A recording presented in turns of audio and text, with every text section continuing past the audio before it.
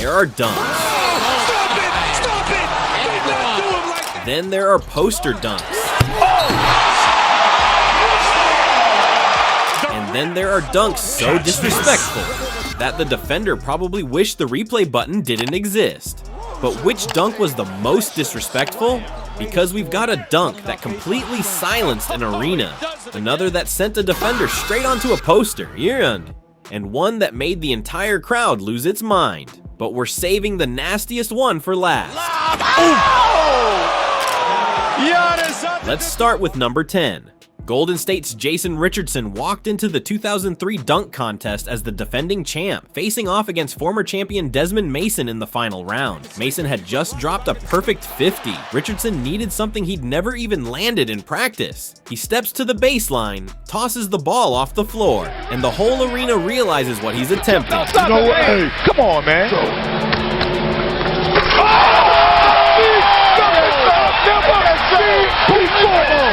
He rises, catches it at the rim, whips it between his legs, slams it home. Perfect 50. The dunk sealed back-to-back slam dunk titles for Richardson, the first player to do it since Michael Jordan. He later admitted he'd only tried the dunk a handful of times before the contest and had no idea if it would actually work. If you thought that was disrespectful to gravity, wait until you see what happened next. The 2009 dunk contest final round, 5'9" Nate Robinson against defending champion Dwight Howard, who'd shown up dressed as Superman. Robinson had a plan, and he needed Howard's help to pull it off. Howard crouches down under the rim. Robinson backs up to the free throw line. The whole arena knows exactly what's about to happen. He sprints in, leaps, clears a 6'11" man completely, and throws it down. No, he used his back though. He used his back. No, he used his back. It's nice, but he used his back. Come on, Robinson beat Howard with 52% of the fan vote, becoming a two-time dunk contest champion at 5'9" by literally jumping over the tallest guy in the building. Howard crouches down under the rim. Every 5'9" kid who got told you'll never dunk just felt seen. That defender just became a highlight, but the next one became a legend. Gerald Green, the reigning champ, needed something no one had ever tried. His Timberwolves teammate placed a lit cupcake candle on the back of the rim. Green's job, blow it out mid-dunk. He backs up to the corner. The whole building goes quiet, waiting to see if this is even possible. Are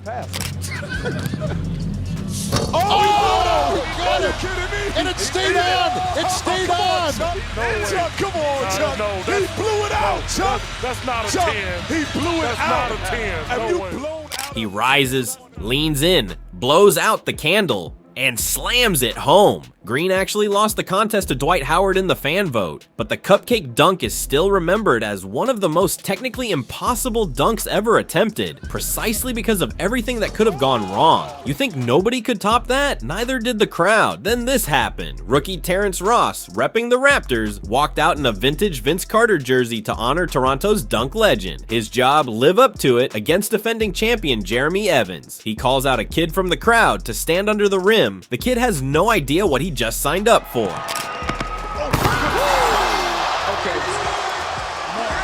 that's 50. Ross won 58% of the fan vote, becoming the first rookie dunk contest champion since Josh Smith in 2005, and gave Toronto its first champ since Carter himself in 2000. And that's where things get ridiculous, because our next dunk wasn't a contest, it was personal. This wasn't a dunk contest, this was a real live NBA game. Nets forward Gerald Green, on a 10-day contract and fighting to keep his job, streaked down the floor on a fast break with teammate Marshawn Brooks. Brooks lobs the ball up, he catches it in midair, windmills it home. Nice outlet, on the run, 2-on-1, Green to finish! Wow, the alley-oop! Oh my goodness, he just did. Green later admitted the dunk was about more than highlights. Landing it helped convince the front office to keep him on the roster for the rest of the season. Most people update their resume to keep a job. The previous dunks were showcases. But number 5, that's where things get disrespectful.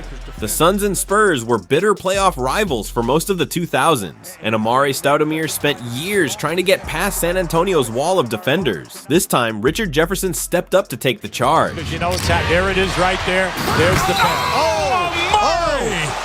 In the face of Jefferson! The Suns had struggled against the Spurs for years, so any dunk on San Antonio's front court became an instant fan favorite highlight in Phoenix. Everything we've ranked so far was just the warm-up. Our top 3 is where the real arguments begin. Second-year Derrick Rose was on a fast break in Phoenix. Suns guard Goran Dragic, still early in his career, made the decision every defender eventually regrets. He tried to meet Rose at the rim. Thomas. And Derrick Rose brings down the Thunder with a two-hand. Dragic didn't just get dunked on. He got dunked on so hard it followed him to his next team. You think nobody could top that? Neither did the crowd. Then this happened. Lob City Clippers mid-blowout of the Pistons. Chris Paul pushes the pace and spots DeAndre Jordan streaking to the rim, with 6'3" guard Brandon Knight the last line of defense.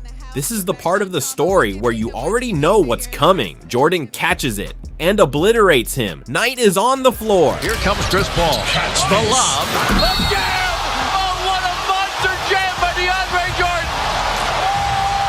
The reactions were instant and brutal. That wasn't a defensive rotation, that was a resignation letter. We've seen posters, we've seen defenders get completely erased. But our final 2, that's where this gets historic. Game 4 of the 1992 first round, Shaun Kemp and Alton Lister had already gotten into a fistfight earlier in the series. 2 games later, with about 6 minutes left in the first half, Lister found himself standing between Kemp and the rim. Kemp catches it near the free throw line. Lister squares up, trying to draw the charge. Kemp goes right through him. Lister is down, and Kemp is pointing at him. Ricky goes back to get it, fires it cross court. Kemp's got it right up into the alley. Power slam! Tomahawk Sam! Yeah, baby! Into Lister's face! The play became known as the Lister Blister, and it's still cited as one of the most disrespectful dunks in NBA history. Kemp went on to add another poster on Chris Gatling just 5 minutes later in the same game.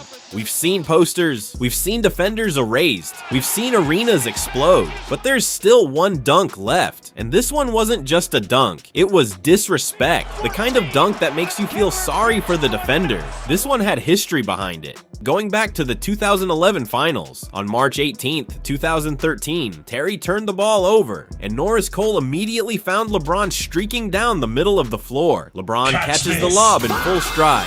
LeBron rises. Oh, he just put him on a poster. LeBron struck a pose afterward and drew a technical foul for the stare down. 2 days later, he told reporters he was glad it happened to Terry specifically. Because we all know JT, and he talks too much sometimes. Terry has said ever since that fans remember the dunk more than his own NBA championship. Terry won a title with Dirk Nowitzki. Doesn't matter. Kids still only ask him about the dunk, but here's the real question. Which dunk was the most disrespectful? Did we get number 1 right, or is there another poster that deserved the top spot? Drop your pick in the comments. If you enjoyed this video, hit like and subscribe, because there are way more NBA moments that deserve a spot on this list. And trust me, you haven't seen the worst ones yet.